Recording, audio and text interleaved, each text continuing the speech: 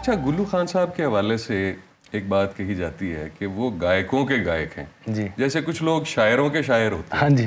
Poets poet जी। इसी तरह ये सिंगर्स सिंगर, यानी इनको गायक जो हैं वो ज़्यादा शौक से सुनते हैं। आम आदमी या आम लिसनर शायद इनकी मौसीकी से वो लुत्फ नहीं उठा सकता बेशक। जो कि एक मौसीकार या एक गायक खुद जो है उनको सुन के जो लुत्फ उठाता है।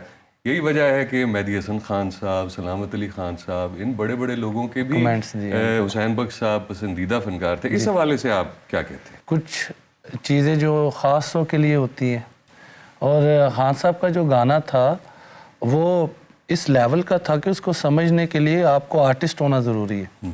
एक तो ये आम लिसनर होता है, टेक्निकली हाँ जी, वो मुश्किल था गाना।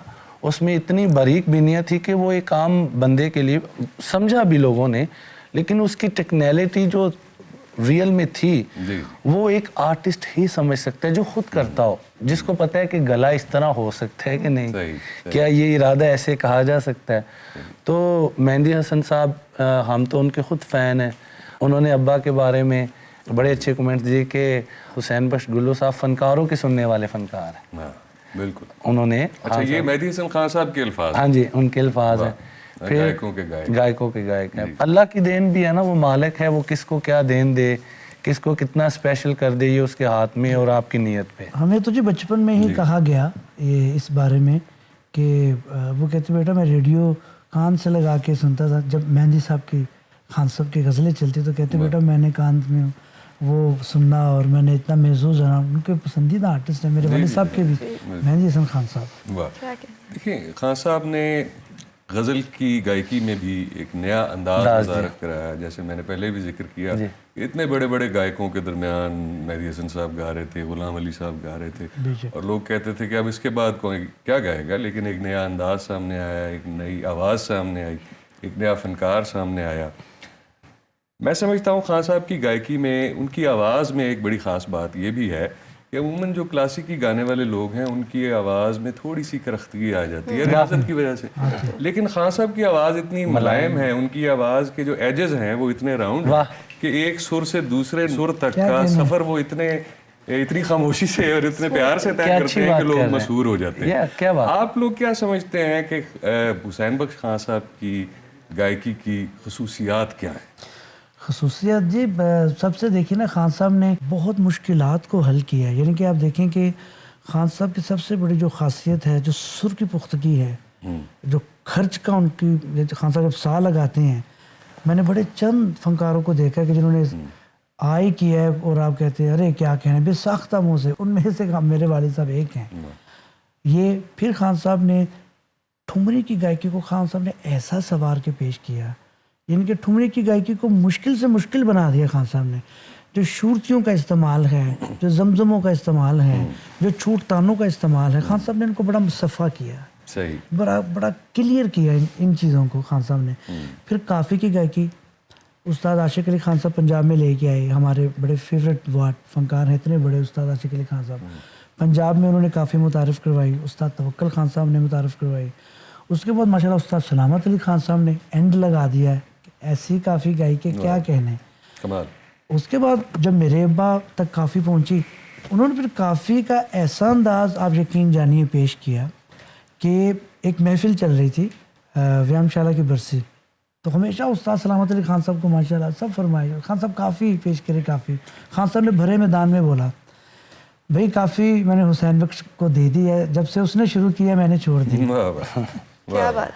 तो काफ़ी को खान साहब ने, वो कहते हैं ना पंजाबी, काफ़ी सारा गाया उन्होंने। अच्छा ये बताइए, मौसीकी का तंज़ो मज़ा के साथ क्या कनेक्शन है? हमने अक्सर देखा है कि जिनका मौसीकी से ताल्लुक़ होता है उनका हिस्से मज़ा भी बहुत ही कमाल होता है जी। बड़ा फनकार तो ऐसे से, ये जितने भी आप, जितना बारीक फनकार होगा ना, उतना ही उसका जो सेंस ऑफ ह्यूमर कमाल ही होगा। ये नेचुरल है, नेचुरल। अब देखिए ना, जैसे मैं आपको बताऊं, एक खान साहब को एक पुलिस वाला ले गया, वो अदालत चल रही थी, जज भी बैठा सामने, वो खान साहब को वो ले गया, और जो लेके गया है वो भी खान साहब। अब वो जज को जाके कहता है, आगे से जज भी खान साहब जज यानी सब मौसीकी जानने वाले लोग हैं। अब वो जज को कहता है इसको आप ये इनको क्यों लेके आए हो तुम, भरी अदालत में तुम खान साहब को ले आए हो। कहते जी उन्होंने बहुत गलत काम किया। कहते क्या किया? जी इन्होंने माल को उसमें पंचम लगाया। ये आपको पता है, मुझे पता है।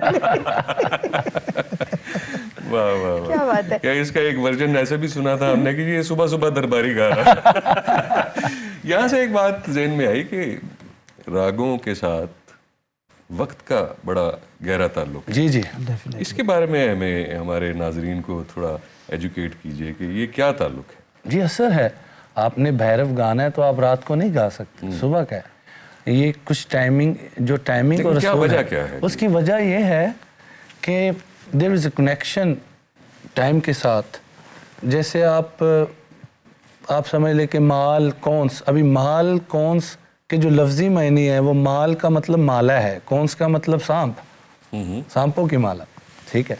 तो आप इसको ये डार्क फॉर्म ऑफ राग यू कैन से।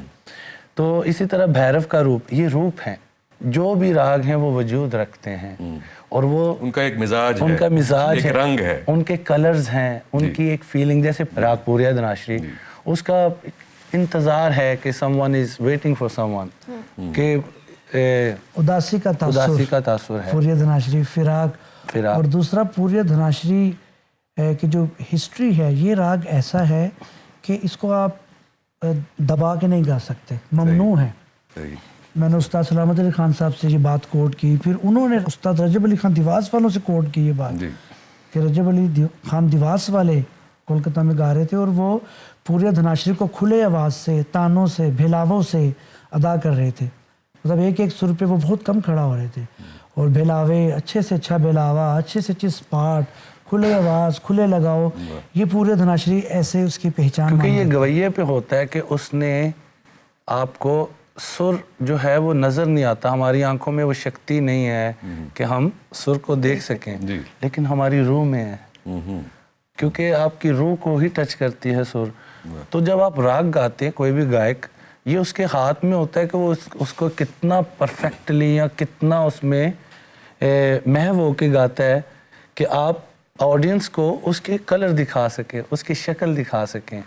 तो हमारे पास बड़े बड़े अच्छे ऐसे मौके, सुबह के तो राग खैर ख़त्म ही हो गए, ना कोई ऐसा उठता है सुबह सुनने के लिए, ना कोई कॉन्फ्रेंस होती है। जिक्र आपने किया कि तासुर और रागों की जो, अब भैरव का जैसे जिक्र हुआ, ये इबादती राग है जी, सुबह सुबह बिल्कुल अर्ली मॉर्निंग, रियासत का राग भी है पहले। और सुबह के रागों की पहचान बड़ी ख़ास है जी।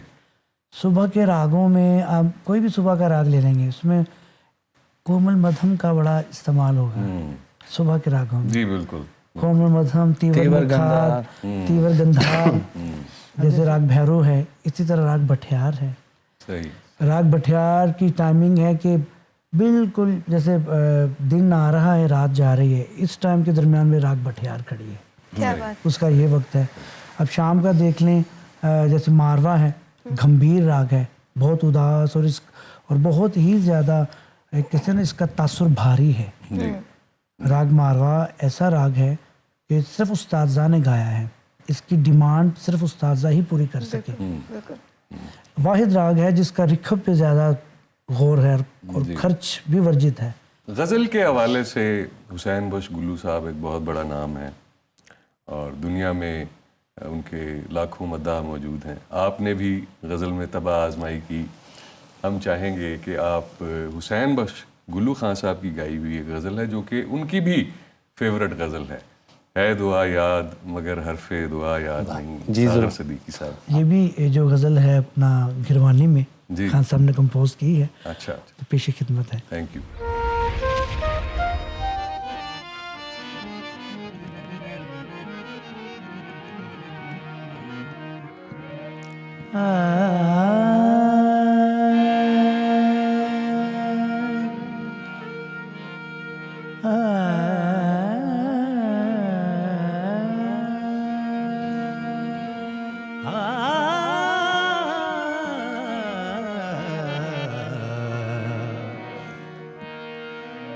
ये और बात के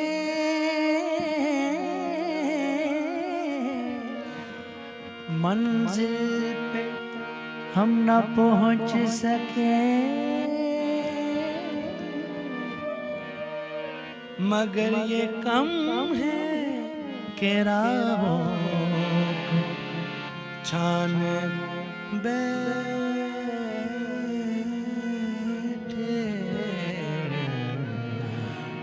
मगर ये कम है कि राहों को छान बैठे है दुआ याद मगर हर्फ़े दुआ याद नहीं है, दुआ याद मगर हर्फ़े दुआ याद नहीं, मेरे नगमात को अंदाज़े नवा याद नहीं है, दुआ याद है, दुआ याद मगर हर्फ़े दुआ याद नहीं, मेरे नगमात को अंदाज़े नवा याद नहीं है, दुआ याद है, दुआ याद है, दुआ।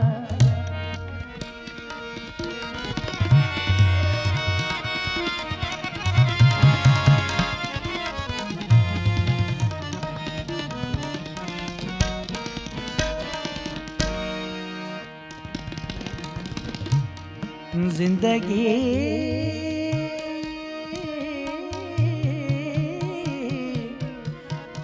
जब्र मुसलसल की तरह काटे है, काटे जिंदगी, जिंदगी, जिंदगी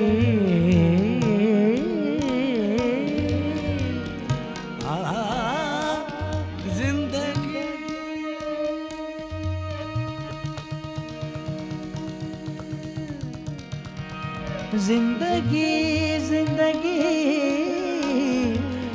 जब्रे मुसलसल की तरह काटे है, जाने किस जुर्म की, जाने किस जुर्म की पाई है सज़ा याद नहीं, जाने किस जुर्म की पाई है सज़ा याद नहीं, मेरे नगमात को अंदाज़े नवा याद नहीं है, दुआ याद मगर है दुआ याद नहीं है।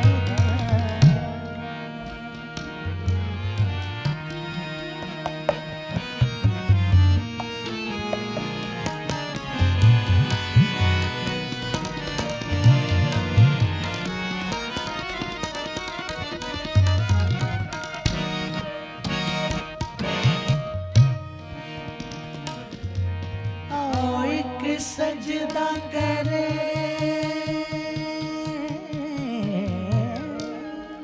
आलम मदहोश,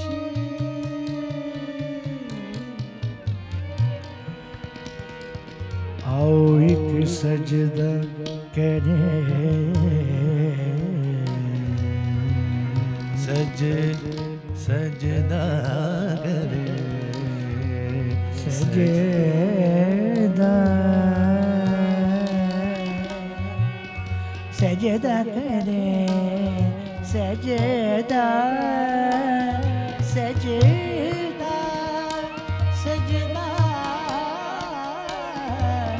सजदा करें आलम मदहोशी में।